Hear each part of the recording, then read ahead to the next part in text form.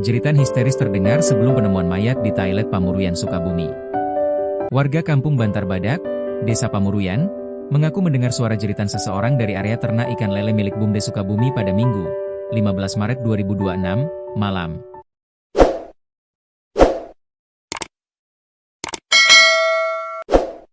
Saat warga mendatangi lokasi untuk mengecek sumber suara, mereka justru menemukan sesosok mayat pria di dalam bak toilet. Penemuan tersebut bermula ketika warga melaporkan adanya suara seperti orang mengamuk di lokasi ternak ikan lele usai salat tarawih. Ketua RW setempat kemudian mendatangi lokasi bersama warga untuk mengecek sumber suara tersebut. Saat tiba di lokasi, mereka mendapati pintu bangunan sudah dalam kondisi rusak.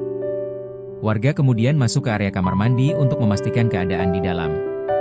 Di dalam bak toilet, ditemukan sesosok mayat pria dalam kondisi tertelungkup dengan posisi kepala berada di bawah. Warga sekitar mengaku tidak mengenali identitas korban karena wajahnya tidak terlihat jelas saat ditemukan. Lantas, penemuan tersebut membuat warga sekitar panik dan segera melaporkannya kepada aparat kepolisian. Polisi yang menerima laporan langsung menuju lokasi untuk melakukan penanganan awal.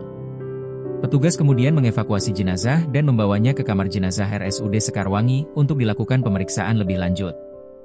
Dari lokasi kejadian juga ditemukan uang tunai sekira Rp200.000. Saat ini polisi masih menunggu hasil visum untuk memastikan penyebab pasti kematian korban.